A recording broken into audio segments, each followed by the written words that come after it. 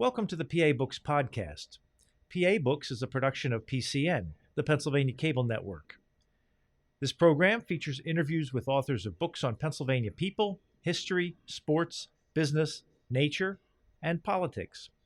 While the focus is always on Pennsylvania, topics like the Revolutionary War, the Battle of Gettysburg, the Industrial Revolution, the coal and steel industries, and authors like John Updike, David McCullough, and John Grogan have a universal appeal.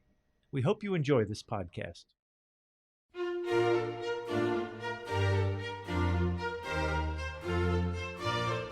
This week on PA Books, Jim O'Brien, author of Looking Up, From the ABA to the NBA, the WNBA to the NCAA. Jim O'Brien, author of Looking Up, From the ABA to the NBA, the WNBA to the NCAA, a basketball memoir. You are, as it says on the cover of the book, a member of the U.S. Basketball Writers Hall of Fame. How long have you been writing about basketball? A lot of people don't realize that I wrote so much about basketball. The same was true with my earlier book, From A to Z, about boxing. But I purposely covered all sports, even alligator wrestling. And when I was in Miami, Highlight, I covered all sports because you never know where you're going to find the best story. I stayed away from horse racing because I never thought that any horses outside of Mr. Ed would be a good interview. But I made a mistake because the people in the barns and the owners and the trainers and jockeys, you can get good stories. And that's what I was always seeking, the good story. And there were a lot of them in basketball because basketball in those days with the ABA and the NBA had a lot of characters. Were you a basketball fan growing up? Yes, but I wasn't growing up very much. And so it was strange that I was such a basketball fan because I was the smallest kid on my street, on Sunnyside Street in the inner city of Pittsburgh. But I put up a hoop on a pole, and it was actually a complicated deal. And it was great. You could actually dribble under it and do layups and so forth because it extended off from the pole. I had the lights up in my parents' bedroom window. I'm not so sure they were thrilled about that. But it was great until some moving truck hit it one day and knocked down my basketball hoop. And I used to practice Wilt Chamberlain's fingertip roll shot because he was my hero. He was 7'1", 7'2", and I would get a ball and I would let it roll off my fingertips. And that was great if you were 7'2", but if you were 5'2", it wasn't a very effective shot. But I still wonder at the fact that here I was, this kid that collected all kind of sports magazines and had them on my nightstand and read about these people in the mid-'50s, that someday I would befriend them. I would not just interview them, but I would befriend them, such as Bill Sharman and Wilt Chamberlain and people like that. So my dreams came true. I didn't want to be a basketball player. I was smart enough to recognize my shortcomings. And I didn't want to be a ball player of any kind. I liked playing sports. I still play sports. I'm 75 years old, and I still like to exercise and so forth. And I watch so much sports on television, and I read about it. And I'm the John Feinstein of Pittsburgh. I read all his books. He does such a wonderful job. And I enjoyed this basketball book because it reminded me of how lucky I was as a young man to spend time in the company of the people that I was with. Well, growing up in Pittsburgh, you didn't have an NBA team to root for. No. Who'd you root for? Rooted for the Rochester Royals. You'll like that. Mm-hmm. They had a lot of people that had a Pittsburgh connection on that team. And once upon a time, I think the Rochester Royals are now the Sacramento Kings or something odd like that.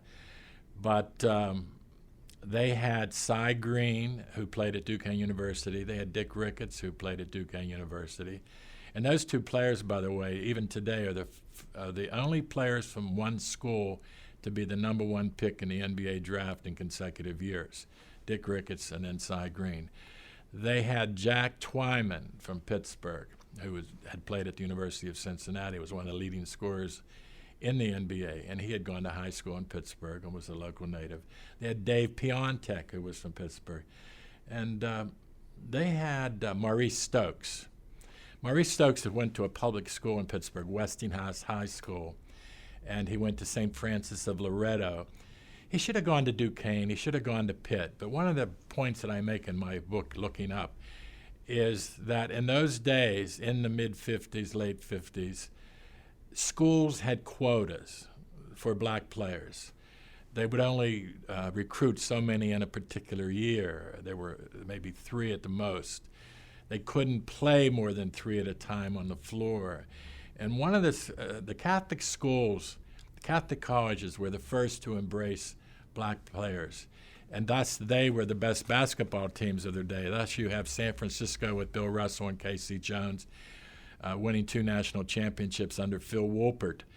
But there's a story that someone told me when I was working on the book, something that I did not know when I sat down to write it.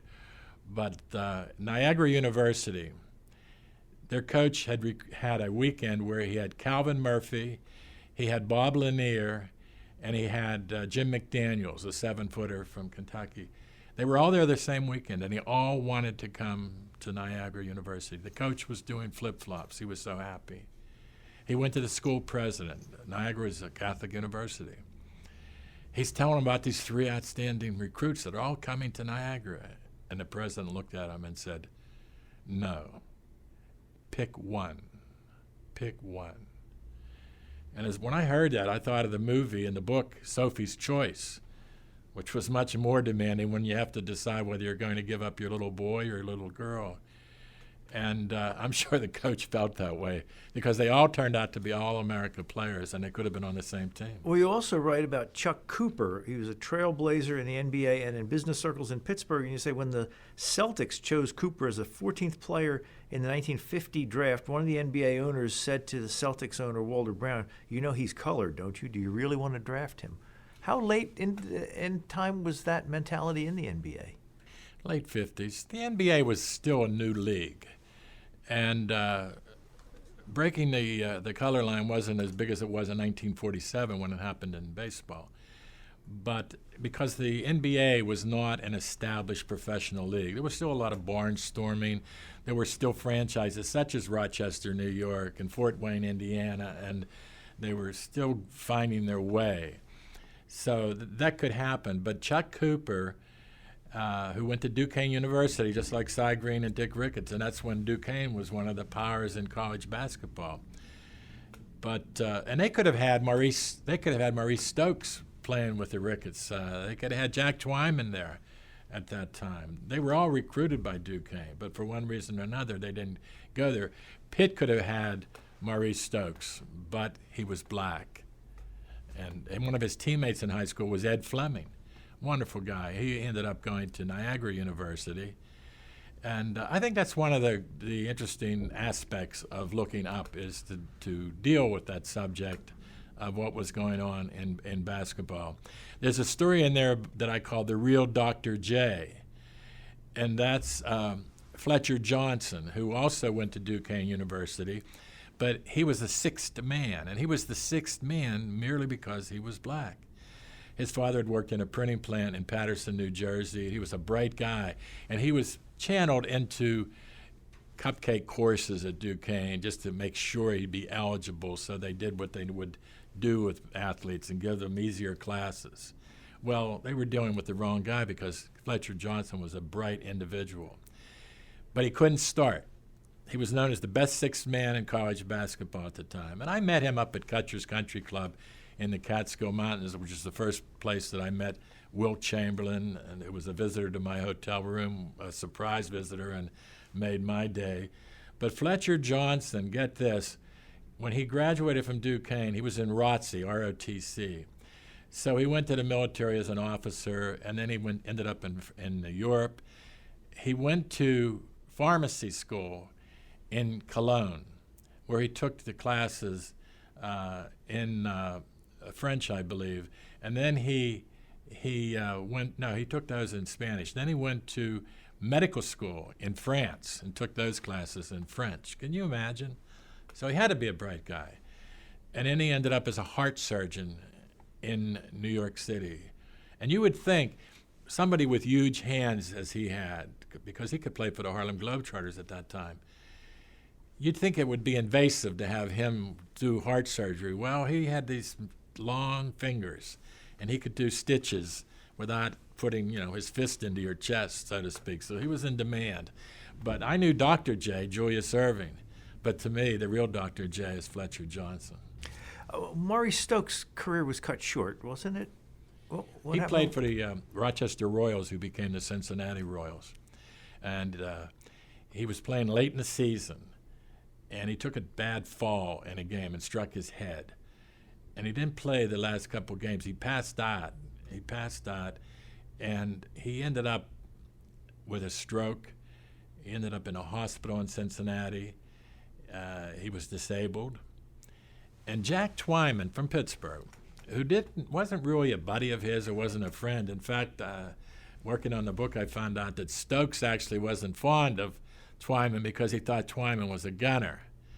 And thus he had fewer shot opportunities on that team because of Twyman. But Twyman, one year, finished with over a 30-point scoring average and was second only to a new fellow from Kansas, the University of Kansas, via the Harlem Globetrotters, and that was my boy, Wilt Chamberlain, my hero. So Chamberlain always came to the Stokes Memorial Game at Cutcher's, where they raised money to pay for the hospital care for Stokes. He'd never played again.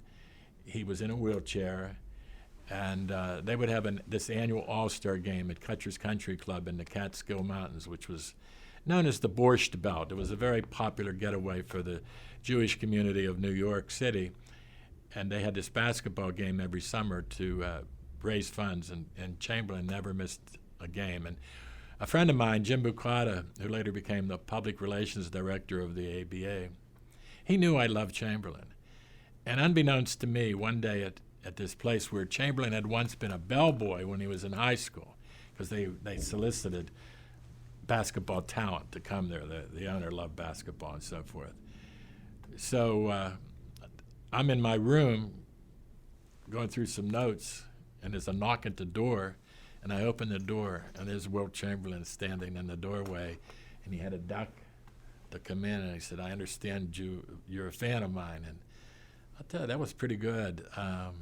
One time I was in a hotel room in New Orleans, and I was traveling with the New York Knicks, and they had a championship caliber team at the time. And I was in my room at the hotel directly across the street from the Superdome, and I was having shrimp cocktail. I had some soda. I had a good meal. I was watching one of my all-time favorite movies, which has a little basketball in it, and that's One Flew Over the Cuckoo's Nest with Jack Nicholson, and he played with that Indian gentleman, the Chief, and they ended up calling Robert Parrish of the Celtics the Chief after that because he was their big man. So I'm there, and all of a sudden it dawned on me, this is pretty good. This is a great life. So I went down the hall and knocked on the door of Red Holzman, the coach of the Knicks, and I rapped on the door, and his associate answered the door, kind of like Igor in Young Frankenstein. What do you want? Bent over. And I said, "I want to see Red." And I walked in, and I said, "Red." I told him what I was doing and everything, and I said, "This is great." And he looks at me and he said, "Jim, this would be a great life if it weren't for the blankety-blank games." And he was right about that. That night in the Superdome, Pete Maravich, who was born in a hospital in western Pennsylvania in Aliquippa, he scored 68 points that night against the Knicks, against Walt Frazier and Earl Monroe and Tiki Burden, all known and reputed to be some of the greatest guards in the game. 68 points. No three-point shot. It's one of the greatest games ever. His dad was there that night. So his dad, his attorneys from Aliquippa and Pittsburgh were there, and it was like a perfect storm. And I didn't feel bad about the Knicks losing that night because I'd seen one of the greatest individual performances in the history of basketball. Well, you mentioned the ABA, and I want to ask you about that because your book starts off with that, from the ABA to the NBA. When did you start covering the ABA, the American Basketball Association? Well, actually, I'd seen Connie Hawkins play in the ABL, which was the American Basketball League. There's earlier days. I mean, I didn't see, for instance, that Pittsburgh had a team in a league that preceded the NBA, and Press Maravich was on that team. It was called the Pittsburgh Ironmen. So Press had a Pittsburgh background. He was even talking about sending Pete to play at the University of Pittsburgh, where he had friends on the staff. But then he decided that I'm going to have a new job at LSU in Baton Rouge, Louisiana. I'm taking him for myself, which is what he did. But the ABA was great because I was in Miami. No, actually, I started out with my association with the team in Pittsburgh. The owner, Gabe Rubin, called me one day, and he said, "Hey, kid, I understand you know a lot about basketball." I said, "Well, more than the average bear." He said, "I need your help." And I went down to his hotel room in the inner city of Pittsburgh and actually helped him get organized. The Pittsburgh Pipers took some of their prospects on tours of the University of Pittsburgh campus because they wanted to go to grad school. That was Craig Raymond, a 6'11" player from BYU. He ended up not signing with the Pipers. But the Pipers put together a championship team that first year. And they won the championship. Hawkins was the most valuable player in the league. He had been banned from the NBA because of an assertion that it was not true that he had been involved with gambling and point-shaving scandals. And He was from Pittsburgh? no, he was from Brooklyn. He was from Bedford-Stuyvesant, same community as Sayugo Green. So they came to Pittsburgh. They became adopted sons here, really. And I was the one that put together the profile and the endorsements from other players and coaches that got Connie Hawkins into the Pro Basketball Hall of Fame in Springfield, Massachusetts. He told my daughter, Sarah, one time when he met her when she was a young girl, and he said, "Your dad is the best little white dude I know." So that was a high compliment. So I owed him something to get him into the Hall of Fame. So the first year of the ABA, where did they get the players? Well, first of all, the NBA only had 8 teams at the time. So there was a lot of talent. I mean, there were a lot of schools, just as there are today, playing Division I basketball. And the ABA was a league full of characters because some of the players had played in the NBA, but for one reason or another were pushed out. I mentioned Connie Hawkins. Well, his buddy from New York City, Roger Brown, was implicated in that same scandal and barred from the NBA. He was working in an auto plant in Dayton, Ohio, whenever Mike Storin, the general manager of the newly found Indiana Pacers, brought him in and signed him to a contract. I saw him score 60-some points in a game against the Los Angeles Stars in Anaheim, California. And it was in Anaheim, California because the arena wasn't available to the Stars that night. There was a circus or something. So I saw that game. I saw Elgin Baylor have some great games and saw the game in New York. I was only in my first year in New York, and it's shown on television a lot. Whenever the Knicks beat the Lakers in the 7th game of the series, and Wilt Chamberlain was going against Willis Reed, and they didn't even know if Reed would be able to play because he had a hip injury that was limiting his mobility. And the floor at Madison Square Garden was about this much off the regular floor, the playing floor. So when Reed came out, I had one of the best seats in the house, press table at courtside where the players came through to and from the locker room. And Reed pushes off my shoulder to get up onto the court. That's how limited he was that night. But he came on the floor. The first 2 times he touched the ball, he did fadeaway jump shots and made them both and never scored another point. Didn't play that much. Walt Frazier took over the game, and Wilt was stunned. Wilt should have taken the ball to Reed because he was limited, but I think it was like seeing a ghost. And but that was one of the highlights. Going to Madison Square Garden when every night there were 18,000 people in the building, and there was such a buzz and such electricity. And again, to show you about things changing through the years, I mentioned that I had the best seat in the house. Our newspaper, the New York Post, which was one of the first newspapers in America to cover NBA teams on the road. Our boss, Ike Ellis, and Paul Sand, the managing editor, loved basketball. And so they would spend money to cover it. And I came to New York from Miami, and I was one of 4 writers who traveled with the Knicks in the playoffs that year, right off the bat. What a wonderful way to come to New York. And the Mets had just won the World Series in '69, the Miracle Mets. And the Jets of Joe Namath had won the I Guarantee 3rd Super Bowl. So New York was a happening place at the time. And for a sports writer, the thing that was great about New York was there were at least 2 teams in every sport. So I'm covering the Knicks at times. I wasn't the full-time writer, and I'm covering Dr. J and Rick Barry with the New York Nets, and I'm covering the Islanders, who started to put together the team that ended up winning 5 Stanley Cups. So it was a great place to be. Well, when you were in Pittsburgh with the ABA team, did you work for them?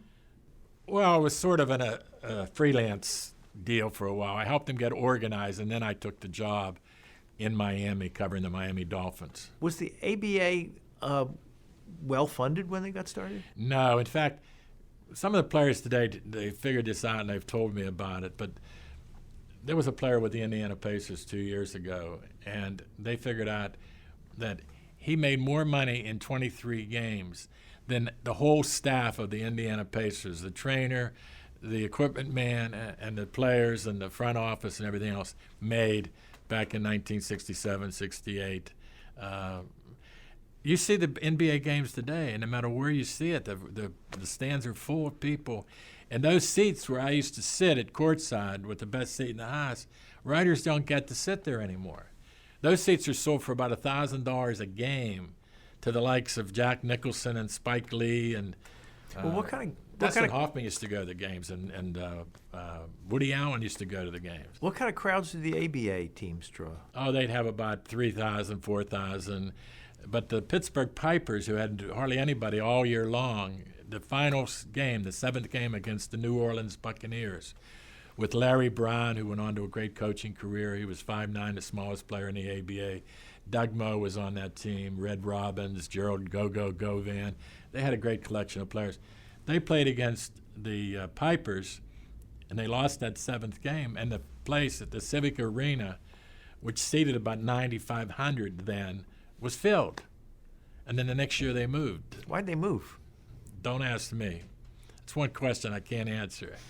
They moved to Minneapolis, St. Paul, a city that had been abandoned by the Minnesota Muskies. They moved to Miami, which was also a bad move. And the Pipers go to Minneapolis, and then a year later, without Hawkins, who now was admitted to the NBA, without Hawkins, they came back as the Pittsburgh Condors.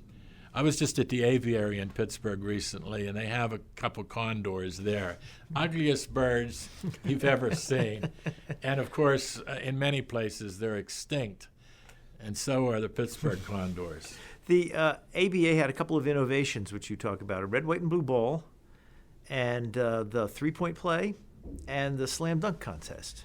Well, one of the people who helped the ABA get started was Abe Saperstein. And he was the guy who had the Harlem Globetrotters. But he also had founded the American Basketball League, which had preceded the ABA. So they had the ball, they had a three-point play. He got Bill Sharman, who was the coach of the Cleveland Pipers, also Pipers. He got him to test the three-point play. And Sharman, initially, they had it out too far, and he said it wouldn't be a factor. So what they decided, it was supposed to be 25 feet from the line to the basket. So what they did was, instead of using the front of the basket for 25 feet, they used the back of the basket for 25 feet. But you mentioned to me prior to the interview about, you remembered Alex Hannum. And Alex Hannum was typical of the coaches in the ABA because he had coached in the NBA. So they just went back and forth. And Alex Hannum had coached the Philadelphia basketball team with Wilt Chamberlain when they won in 67, 68, when they won the NBA title and were thought to be the best basketball team of all time.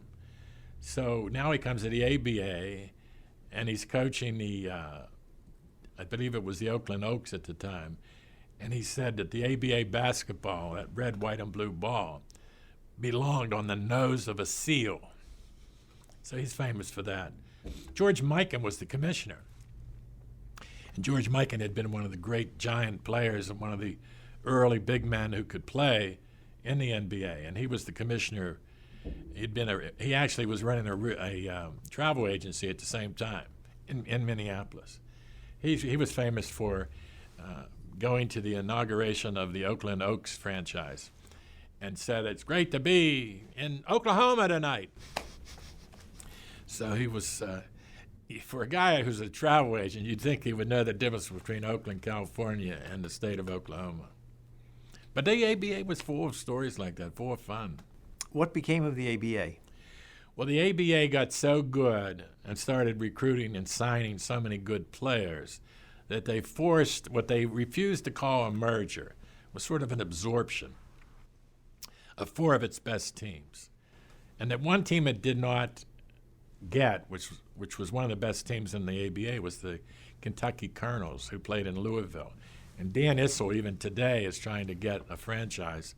He was one of the stars of that team. He had been at the University of Kentucky, and then he was the star player for the ABA's Kentucky Colonels. So it was a shame they lost that franchise. But the next year, in the NBA All-Star Game, the 10 starters, 5 were from the ABA and 5 were from the NBA. And the team that won the championship was the Portland Trailblazers, led by Bill Walton, and the power forward on that team was Maurice Lucas, who had finished up with the ABA's team in St. Louis, which I believe to this day is the best nickname of any team in pro basketball, the Spirits of St. Louis. And boy, they had some crazy spirits on that team. They had Moses Malone and Fly Williams and Gus Gerard, and they had Maurice Lucas. They had a bunch of real loony characters on that team, but they were talented individuals. They could play. Why didn't St. Louis and Kentucky go into the NBA?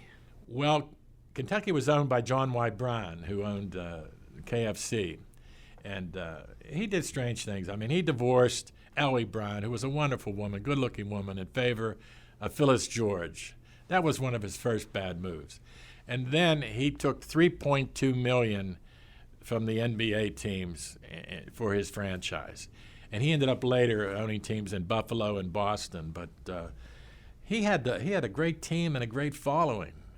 It was that and the Indiana Pacers were probably the 2 most solid franchises in the league. And the Utah Stars drew well, too, and they played in a first-class facility. And the thing that was great about covering the ABA was that the owners, the coaches, and the players, they wanted attention. They needed publicity. And thus, the door was always open. And they coveted the attention of sports writers. So for me, it was great because they trusted me. At the time, I was editing Street and Smith's basketball magazine, which was the #1 selling basketball annual. I was editing the complete Handbook of Pro Basketball, which had the most information of any magazine on the subject. I was writing for the New York Post. I was writing a column every week in the Sporting News, which was a national publication. I was writing for Basketball Times, the Basketball Digest. I have a friend who's in the collector's business, and a couple years ago he told me, he says, every magazine and book I pick up, you're in there. So I hustled, but I never confused what I did with work. Do you have a big collection of sports memorabilia? Not as much as you would think, but more than my wife would like. I toward the end of my career, I started getting people to sign pictures that I had. And I have an ABA basketball that's never been used, and it's in the box that it came in, a Rawlings box, and signed by Commissioner Jack Dolph. And it's worth about $2,500 according to eBay and so forth. I have that. I have some things that press guides and pictures. And most of all, I have memories. And that's a strange thing in doing this book. I was writing about things that happened 50 years ago. The ABA was founded 50 years ago. And even before that, some of the incidents were 60 years ago. And I was writing it, and I had a vision of the scene where I was interviewing somebody or talking to someone. It was so vivid, I could remember the conversations. I never used tape recorders. I listened. We had a conversation just like you and I are having a conversation. And I didn't want to be a stenographer. So I listened. And it pays off even today because If I lose my notes, and I do that more often than I used to, I can still write the story because I remember what they said because I was listening. And if you listen, you know the next question to ask because maybe they don't give you the full story or they don't touch on something that you want to get at. And the only way you're going to succeed in doing that is to listen. You write in here, one of my self-imposed rules as a journalist was that I would never quote anybody who had a drink in his or her hand when I was talking to them. That served me well. One of the people that I actually was a ghostwriter for, Jimmy the Greek Snyder, when he got in trouble with that remark that he made about black athletes having superior bones even and superior athletic skills, got him into so much trouble, got him fired from his television gig. That was a shame because of two things. First of all, if he had been an anthropologist, they would have said, wow, you know, he really is making a point here. But he was an odds maker from Las Vegas, so it didn't play too well. But he was drinking at I'm trying to think of the fellow's last name. Duke was his first name, who owned a famous celebrity-type bar. Duke Ziebert? Duke Ziebert, in Washington, D.C. And the television interviewer really wasn't seeking a story that would get somebody into trouble. It was around the time of the Martin Luther King's birthday, and he was simply looking for some responses about what that meant in pro sports. But it cost Jimmy the Greek Snyder his job. And I'll tell you something else. I just read a story the other day in the Pittsburgh newspaper in which the writer quoted a college football player sounding like an idiot. Bad grammar. He's probably a communications major because that's what all the basketball players are, communication majors. But I never thought, and I still don't feel that I'm covering Lincoln's Gettysburg Address. So if I'm quoting somebody and they make a grammatical error or something, I'm not going to punish them for that, unless I want to punish them for that. Most of the time I don't. But unless you're trying to make the person look bad, I just cleaned it up. And I also, as a writer, writers who use quotations, if you introduce a quotation properly, you don't have to have parenthetical expressions throughout the quote explaining when you said he or she who you were talking about. If you introduced the quote with that person's name in it and said that Joe Blow said, you wouldn't have to do that. So I find that to be it just fouls up the writing and it makes it difficult and clumsy. And one of the things in which I take a great deal of pride as a writer is, I just got a letter the other day to this effect. Somebody said to me, I feel like you're taking me with you and that I'm there interviewing or sitting and listening to the conversation and that you're my best friend. How'd you learn to write like that? I don't know. I do a lot of public speaking, and I have to think. There are certain words, for instance, I'll give you an example as a Pittsburgher. The word going, in my mind, it starts out as going downtown. No matter how much I try, I can't say downtown without revealing that I'm from Pittsburgh. But I can say going, and I can say Washington instead of Washington. But it starts out in the brain in that wrong form. And I always tell people that all these teachers I had in my lifetime, they're in my head like they would be at the haunted house at Kennywood Park or something like that. And they're whispering to me, Jimmy, say going and pronounce this word. I had a teacher who helped me a lot named Lois Josephs in the 11th grade. She was an English teacher. And she said to me, she used to give me cards, index cards, correcting grammar. This afternoon, for instance, I heard someone say, where are you at? And when I hear that, I holler out in the background, Pittsburgh, where else? And the thing is that she said to me, Jimmy, you will always be known by the way you speak and the company you keep. And I think in my books, I'm keeping good company. That's what it's about, these people that I spend time with, what they had to say, what did I learn from it? Because I also think of myself as a teacher, and I like to bring athletes into my books that actually are worth emulating. They have something to say. Over the years, who were some really tough interviews? Either people who would not let you interview them or people who just gave you a hard time? Well, there's a story in the book about the worst night in basketball. I was in Louisville, and I was interviewing Dan Issel after a game. And I'm talking to him, and all of a sudden, I'm blind. I cannot see. And I had no idea what had happened. And here what happened was someone jammed a cream pie in my face. I didn't see them coming. And Dan Issel, I was so embarrassed. I couldn't see for a while. And then he handed me his towel, his white towel. I could still see him, not seeing him do it, but after I started wiping my face off, I could see what I had. So as a result, Dan Issel was in my all-time Hall of Fame because he came to the rescue when I was in trouble. But I wiped that off my face. I felt like I didn't want to. Last thing in the world I wanted to do was write that night. I went across the way to the Executive Inn Hotel, one of my favorites on the road. I had a big press pass here saying New York Post. And I walk into this hotel in Louisville, and this old man with a cane sees that. He says, "You New York writers, you ruined things for the University of Kentucky with those scandal stories." I said, "I wasn't even in New York when that happened. Leave me alone. I'm having a tough enough night."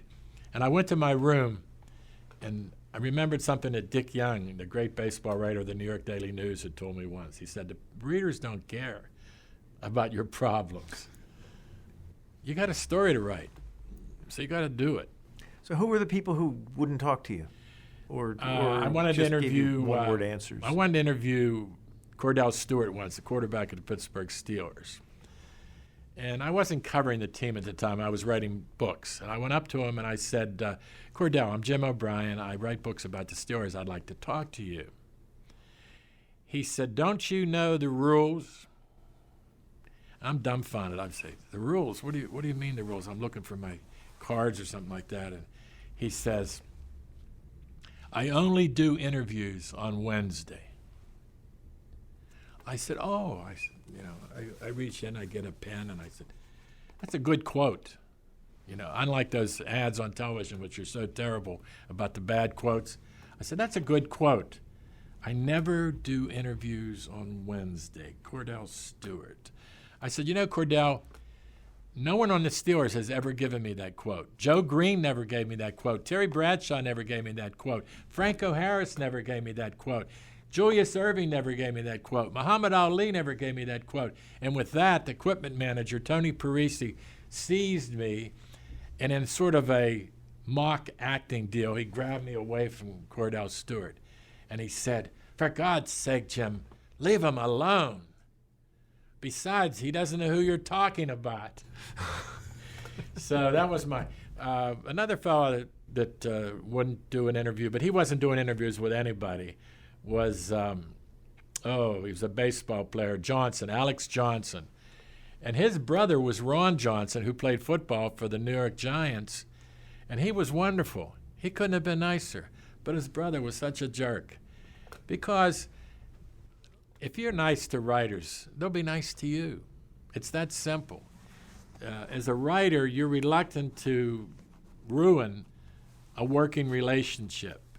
And I always find that if they trusted you, if they knew you were not to bury them, you would get better stories. You would get more cooperation. That doesn't mean that sometimes you're not compelled to write something that perhaps is negative. The performance, like one of my good friends in college once said to me, "If there's a hero in victory, there's a goat in defeat." But I don't look for those stories. I tried to be a positive writer. He wanted me to be a positive writer. When I was in college, he gave me a book by Grantland Rice called The Tumult and the Shouting, and Rice was regarded as one of the great sports writers of all time. And he's the one that wrote about the Four Horsemen, wrote again and so forth about Notre Dame. And Grantland Rice would play golf and cards and everything else with the likes of Ty Cobb and Jim Thorpe and all these wonderful athletes. And I believe that in the long run, he was privy to more stories because he was with them, and they weren't afraid of him. And when I was covering sports, you traveled with the teams, baseball, football, basketball. You were on the bus. You were on the plane. They don't do that now? They don't do that now. And the thing about it is, you'd get to see if somebody was injured. You'd get to see their personality at work. But again, someone told me once again, it was Dick Young, you're a guest. When you're on the bus, you're a guest of the team. When you're on the plane, you're a guest. So you have to use some journalistic judgment about what you choose to write about. And if they're having fun and you can see that there's a special spirit or a special relationship between two players or a coach, you could write about that. If you see two guys on the bus arguing, fighting about something, you're best to ignore it. And I also believe one of the things that I'm good at, even today, is I did a book a couple years ago where we had 6 Hall of Fame quarterbacks from Western Pennsylvania within a 60-mile radius of the city of Pittsburgh. And they all were, none of them played for the Steelers. And I had to call and interview them all on the phone. And I had been at the Hall of Fame when they got in. They were all heroes of mine as a Pittsburgher. And when I called Joe Namath, for instance, I had interviewed him in New York several times because he was from Western Pennsylvania. But when I called him, I didn't know if he remembered me or not. But I said, Joe, how about if we don't do an interview? How about if we just talk? And he said, that sounds good to me. And at the end of the conversation, he stayed on about a half hour longer than he had promised. At the end, I said, Joe, with all that you've told me now, what's the bottom line? What's the thing that I don't know about you? And Joe Namath, Broadway Joe, the fur coats, the alpaca carpeting and so forth, he says to me, I worry about being alone. I worry about being alone. He had about 5 or 6 dogs at the time that ran the backyard. His daughters were always bringing home dogs to him and so forth. And he was a loving father, and he had made some mistakes. He'd been drinking too much and so forth. He got himself in trouble for drinking too much on national television. But Joe Namath comes back to Western Pennsylvania all the time, and he's wonderful with people, and he poses for pictures with everybody. He won't sign autographs because it ties him up, but he lends his presence to fundraisers here and so forth, and he's a good guy. There's a lot I want to ask you about, and we don't have an unlimited amount of time, but I do want to ask about this. This is your previous book, From A to Z, that you referred to, a boxing memoir, From Ali to Zivik. And I have to ask you about this photograph. There's a photograph in this book of Oscar Bonavena landing a solid right-hand punch to the throat of Muhammad Ali, December 7th, 1970, at Madison Square Garden. And there is Oscar Bonavena on Muhammad Ali, and right over his shoulder is you. Right. There's a guy who looks like Pancho Villa. How often did you find yourself at ringside at fights like Muhammad Ali? I was at ringside for Ali Frazier, the greatest fight of the century. Which one is that? That was the first one at Madison Square Garden. And I was the youngest. I was 29 years old at the time. When that fight was over, my stomach hurt. It really did. And that happens sometimes at fights because you were so close to people punching each other repeatedly in the stomach. And finally I was in Detroit once when Joe Frazier and Bob Foster fought, and I was sitting at ringside. And a woman was working the Western Union machine. And, of course, that dates me, too, because that doesn't happen anymore. And Bob Foster got smashed by Frazier in the nose, and blood flew out of his nose onto her machine, and she simply passed out on the floor. And what I remember doing at that particular fight was we had these old-fashioned typewriters, clickety-clack, and everything else. And I was sitting near Dave Brady, who was an older, and there actually were times when there were older sports writers than I am. And he was there in front of me for the Washington Post, and his typewriter jammed up. The ribbon came bouncing out of it and everything else. So he's on deadline. He writes for a morning newspaper. So I handed him my typewriter. I took his typewriter. I worked for an afternoon newspaper. I could write into the middle of the night. And I fixed this typewriter. The ribbon was off the reel. And all I know is that Dave Brady looked after me from then on. One of the things that I did quite often in those days is I sought the company of the old sports writers, the great sports writers. I didn't hang out with the guys from Pittsburgh because I couldn't learn anything from anybody. It wasn't that they weren't good writers. It was I couldn't get something different, a different view. So I would sit around with Jim Murray of the Los Angeles Times, Furman Bisher of the Atlanta Journal-Constitution, Red Smith from the New York Herald Tribune. I could name 20-some sports writers, and I would take them to lunch sometimes. I just wanted to get something from them. I wanted to be a really good sports writer, and I enjoyed listening to them and getting their stories. I did a book on Art Rooney called The Chief, and I called my wife from the headquarters down in Orlando, Florida, and I told her, I said, I've been interviewing a lot of writers, and I said, boy, they've given me some good stories about Art Rooney. And then I went, duh. It was like, yes, they're writers. They know a good story when they see it and when they tell it to you. Art Rooney was a boxer. Art Rooney was a boxer. A lot of people in Pittsburgh were boxers, and Muhammad Ali actually sought out a couple of writers, including myself, the night of the Ali-Frazier fight. I mean, that doesn't happen at the Super Bowl. Bradshaw doesn't call you up to his room on the eve of a big fight. And where I was sitting in Madison Square Garden, first of all, the ringside seats were $100. Today, those seats would go for a minimum of $25,000 a seat, and they'd get it. Sitting around me were Frank Sinatra, Burt Lancaster, Lorne Green, Jack Kent Cooke, who owned the Lakers and the Kings in hockey, Darrow F. Zanuck, the movie producer, Diana Ross was sitting there where my wife Kathy was sitting, and we had 4 seats, our newspaper, 4 seats, just like we did at the Knicks games. We had 4 seats. That would never happen again today either, because they would give them to TV and network coverage, and there's so much of that now. In those days, the teams, PR people, favored the beat writers, and that's different. Were you ever starstruck? That's a good question.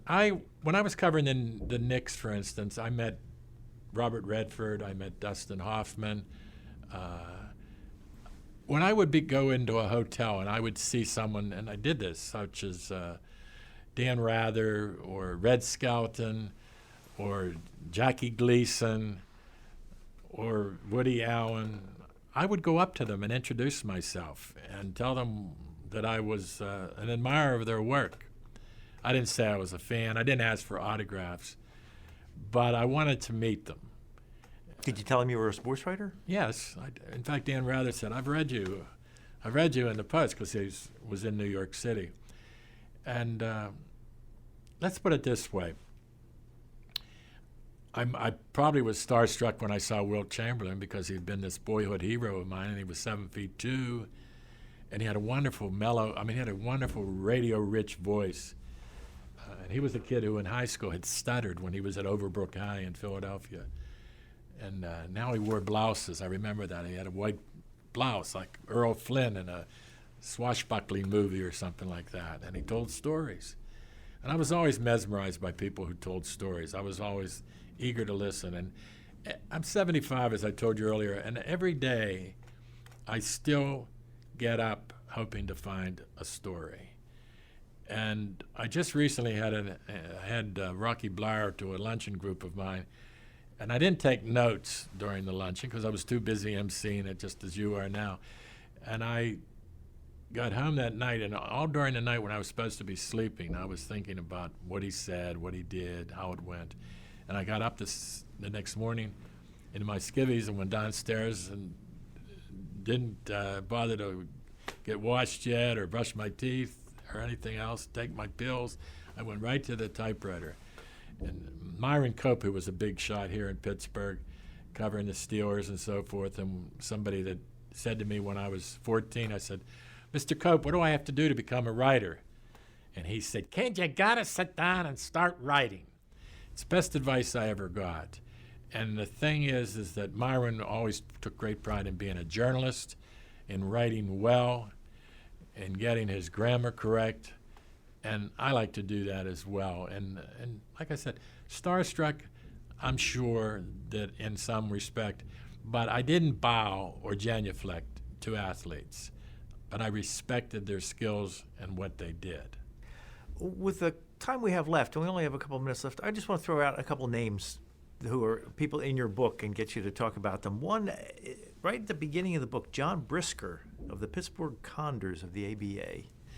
Well, John Brisker, I put a lot of stories up front about him and Simi Hill because they were characters and they had fascinating stories. And John Brisker was a tough player. When he was at the University of Toledo, he was not only a good player, he played with Steve Mix, who played in the NBA. And he was on the football team. He was a tight end. And he also, when he was a football player, he played in the band at halftime. Now, who does that? But he was a tough guy, and he was in fights a lot. So people thought that he believed that the ABA stood for the American Boxing Association because he was always in fights with people. One of his teammates was Art Heyman, and Art used to annoy a lot of people. Oh, you said pretty much everybody on the team wanted to punch him. Right. And, Brisker had a gun with him from time to time. He was from inner city of Detroit. There's a funny story. Reggie Harding, 7 feet 1 inches tall from Detroit. He went right from high school into the pros. And he never had a formal education. I'm not sure he had an education at all. I don't think he could read. And after he was done playing basketball, he played in the NBA and the ABA. He robs a liquor store in his own neighborhood. And he has a silk stocking pulled over his head. And he's in a liquor store about a block from his home. And he says to the guy, give me your money. And the guy says, I know it's you, Reggie. I mean, who wouldn't know a 7'1" guy just because he had a stocking on his head? And Reggie said, it ain't me. It ain't me. So, and Reggie later, one day some guy pulled a gun on him in Detroit. And Reggie said, go ahead, shoot me. And the guy obliged him. No more Reggie Harding. Well, and you say John Brisker was... Oh, he was killed in Uganda. In Uganda. He was a mercenary soldier? He was a mercenary soldier. Everybody doesn't know exactly what happened, but let's just say he disappeared under questionable circumstances. But what was he doing over there in the first place? He was looking for another battle. Another fellow is Dick Grote. Yeah. Dick Grote is a hero in Pittsburgh for many reasons. He was the shortstop and he was the leading batter, batting average-wise, in the 1960 season. And the Pirates beat the Yankees, the mighty Yankees, who were a much better baseball team in the 1960 World Series. But Dick Grote always thought he was a better basketball player. And he was the college player of the year at Duke University. His jersey was the first jersey retired by Duke University. When he goes back to the Duke campus, he's a big man. And he's also celebrated quite a bit in New York City. I think sometimes they take him for granted here in Pittsburgh. But he played for the Fort Wayne Pistons, and he was still completing his college studies. And the owner of the Fort Wayne Pistons was Fred Zollner, who owned a company that built pistons for automobiles in Detroit. So he played both professional baseball and basketball? Yes, he averaged about 10 points a game in the pros. And guys like Red Holzman and Red Auerbach told me that he was just as good as he wasn't as good as Bob Cousy, but just as good, say, as Dick McGuire, and would have been a really outstanding basketball player. Now for some 30-some years, he's been the analyst to Bill Hillgrove's play-by-play of the Pitt basketball team. Another player you have in here who's not a household name, Billy Melchione. Billy Melchione, someone just told me that he has a nice home in Florida, and they said that he must have saved his money. They didn't make money. He was a broker. He was a stockbroker while he was still playing for the New York Nets. He was the only guy on the team who I always saw reading a thick book, a real book, on the plains. And he was a bright guy from Villanova University. He had played in the NBA prior to that, but he was a bright guy. And he was the playmaker for first Rick Barry and then Julius Erving, two of the finest forwards ever to play basketball. And you say Julius Erving may have been my favorite basketball player to deal with and write about. Well, he introduced me one time. I said, I see this woman in the end zone who makes such a fuss when you do something. Who is that? He said, it's my mom. And he said, you have to meet her. You like her. Well, the basketball players don't talk that way. I mean, they don't introduce their wives. They don't recognize their own families most of the time. It's them. It's about me. But Julius Erving wasn't like that. Now, he also messed up some things late in his career and so forth. But I'll tell you something he did. I was in the locker room with my daughter, who was Sarah, and she's in the locker room with me, and I'm interviewing Brian Taylor from Princeton. And Julius comes by, and he goes over to the soda machine. They had bottles of soda pop in the ice machine. He pulls out an orange drink, takes off the cap, and hands it to my daughter. Doesn't say a word to me, just hands it to my daughter, who was about 7 years old at the time, maybe 6, and was back to his locker. So years later, I mean, my daughter loved him after that. And I see him at a golf tournament in Pittsburgher, a celebrity golf tournament. I walked up, and he gave me a big hug, which mystified the local writers. But that's the kind of relationship we had. We had experienced something together. And I had a notebook with me. I always have a notebook with me. And I handed it to him, and I said, do me a favor. My daughter is now in medical school at the University of Pittsburgh. I said, would you put a little note in there for her? And it says, Dear Sarah, I hear you want to be a doctor like me. Best wishes, Julius Dr. J. Erving. And he was always available, just like the ABA. Julius was always available. And when I went to NBA All-Star games after he was done playing, and he'd see me, he'd say, stay here. I want you to see. And he'd bring out one of his kids for me to see how much they'd grown since the last time and so forth. One of the characters on the Nets who was a teammate of Dr. J, Wendell Ladner from Neatcase Crossing, Mississippi. His coach, Babe McCarthy, once said that he didn't know the meaning of the word fear. He fought with John Brisker from time to time. He didn't know the meaning of the word fear as well as a few other words. And Wendell, when I was leaving at the end of a season, saying goodbye to the players, I got out in the hallway and realized I had not said goodbye to Wendell Ladner. So I went back in the locker room, and I went over to him, and I said, Wendell, I said, I'll see you next year. And I shake his hand. And he said, you won't be seeing me around here. And he meant that he wouldn't be back with the Nets. He didn't think that was going to happen. About a week or so later, he was killed in an airplane crash coming out of Kennedy Airport in New York City. His last words to me, you won't see me around here next year. You don't forget those things. How much time do you spend writing now? I get up, I'd say about 3 days a week at least. When I'm closing in on the books, I do it every day. But I get up bright and early and sit down at the computer. And I'm not one to sit there like this. I don't sit there. I don't have writer's block. I don't worry about the next word. I simply start writing. And I had a writer in New York, Milton Gross, who was a columnist for the New York Post, and he said, if it don't write easy, it don't read easy. That's going to have to be the last word. I have a feeling you could tell stories all day long, but we are out of time. We've been speaking to Jim O'Brien. He is the author of his latest book, Looking Up, From the ABA to the NBA, the WNBA to the NCAA. Thank you very much, Jim O'Brien. Thank you, Brian. You've been very, very, very generous with me through the years, and you're right. My wife would tell you, I don't run out of stories. You've been listening to a podcast of PA Books, a production of PCN, the Pennsylvania Cable Network. We'd like to hear from you. Our email address is pabooks@pcntv.com. Like us on Facebook to learn more about PA Books.